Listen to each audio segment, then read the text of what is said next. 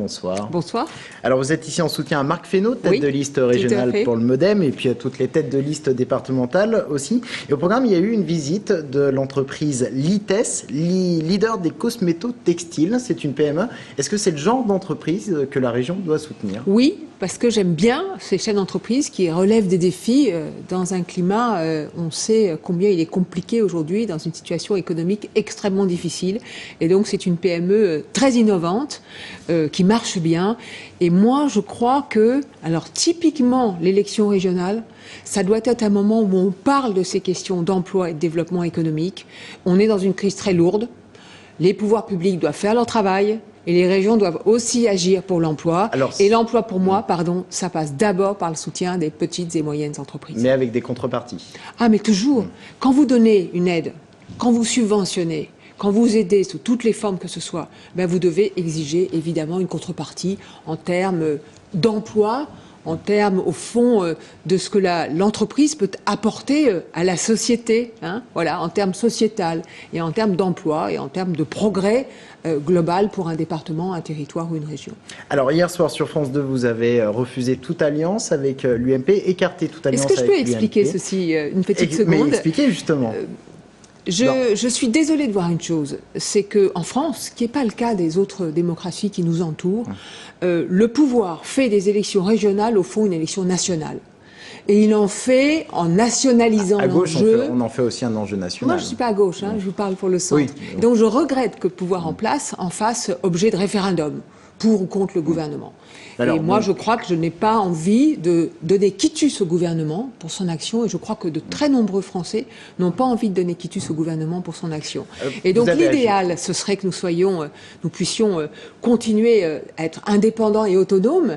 C'est pour ça que moi, je porte beaucoup d'espoir dans la liste que conduit Marc Fesneau, qui est un jeune chef de file régional très ancré dans la région, que vous connaissez bien, qui porte le renouvellement de cette région au service des habitants. Et donc, je souhaite qu'il fasse évidemment un score qui lui permette de peser et de faire valoir ses vues et son projet. Mais alors, justement, certaines alliances avec la gauche peuvent être possibles. Est-ce qu'en région centre, ça sera le cas? On a le choix, au fond, entre deux attitudes. Hein. Soit de rester indépendant et autonome jusqu'au deuxième ou troisième tour, hein, c'est-à-dire l'élection du président de région. Ce qui sera quand même pour difficile. Ça, il faut faire plus de 10%. Écoutez, c'est pas parce que c'est difficile qu'on va pas y arriver. Moi, je crois que la liste de Marc Fesneau peut créer la dynamique, que cette région est une région d'équilibre. Et qu'elle a besoin, je crois, cette région centre, d'un centre fort. Et donc, ce serait bien. Et donc, il y a deux possibilités. Soit rester indépendant, soit faire des accords régionaux avec des personnalités locales, à condition qu'on s'y retrouve en termes de projet, en termes d'ambition, en termes d'idéal.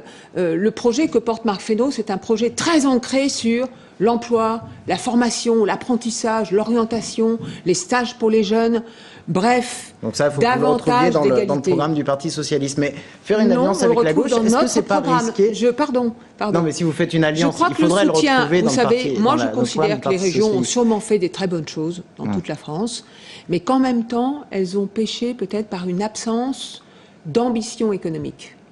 De définition de stratégie économique. Donc ça serait on est dans une période difficile. Il faut avoir des stratégies économiques plus lisibles, plus claires, et je crois que c'est ça que le mouvement démocrate peut et doit apporter. Une alliance avec la gauche, est-ce que ça ne serait pas perdre encore des forces humaines, le peu de forces humaines que compte le MoDem aujourd'hui? D'abord, le MoDem compte de belles et nouvelles forces humaines formidables. C'est un jeune mouvement. Hein. Il a 2 années. Alors, dans la vie politique française, c'est peu. Il est présidé par François Bayrou, qui, je crois, a une relation extrêmement privilégiée avec les Français. Et une grande confiance entre les uns et les autres. Je l'ai encore mesuré en arpentant avec lui et avec Marc Fesneau les allées du Salon de l'Agriculture dimanche. Donc je crois que nous avons des choses à dire en tant que mouvement démocrate, des valeurs à défendre, et que nous allons possiblement faire des constructions, des rassemblements plus larges, évidemment, au deuxième tour, si nous ne pouvons pas nous maintenir. Et à ce moment-là, ce seront des alliances locales, régionales. Et je vous le répète, est-ce que ça veut pas dire... ces alliances ne pourront se faire qu'en fonction du projet. Voilà. Ce qui nous intéresse, nous, c'est au fond de servir la région et c'est d'être utile pour la région centre. Est-ce que ces alliances, ce ne serait pas la preuve que le MoDem ne peut pas exister indépendamment il est obligé de s'allier. Le mouvement démocrate vous allez refuser à droite, vous allez à gauche maintenant. Évidemment en tant que mouvement indépendant et central. Sans ça, il ne ferait pas couler autant de sources et autant de commentaires sur ce qu'il est. Nous sommes un centre indépendant, autonome, oui, et donc nous n'avons pas, non, nous n'avons pas quitté la droite pour allier qui que ce soit. Moi, je ne parle pas de ralliement. C'est pas du tout comme ça que je vois les choses. On a besoin d'une force d'équilibre, et moi, je crois que pour la région centre a besoin d'un mouvement démocrate fort. Alors, la stratégie quand même du MoDem au départ, c'était d'être indépendant, un parti centriste indépendant fort, un parti qui crée l'alternance. Est-ce que vous n'avez pas l'impression qu'Europe Écologie a réussi là où le MoDem a échoué ? Écoutez, je crois qu'Europe Écologie a réussi un bon score aux élections européennes, parce que la question écologique était à ce moment-là, je pense, centrale. Je pense que les enjeux pour les élections régionales sont un peu différents et que les préoccupations, on va dire, premières, majeure des Français, c'est la question de l'emploi, c'est la question du déclassement, c'est la peur des classes moyennes, c'est la peur pour ses enfants que soi-même on ait une vie difficile et que pour ses enfants la réussite ne soit pas là forcément. C'est la peur d'une éducation à deux vitesses, c'est la peur d'une région aussi où quelquefois il y a des territoires qui sont délaissés. C'est la peur d'absence d'une bonne démographie médicale, notamment dans la région. C'est la question des services publics, c'est la question des transports, c'est la question de la vie quotidienne et des difficultés dans lesquelles les gens sont.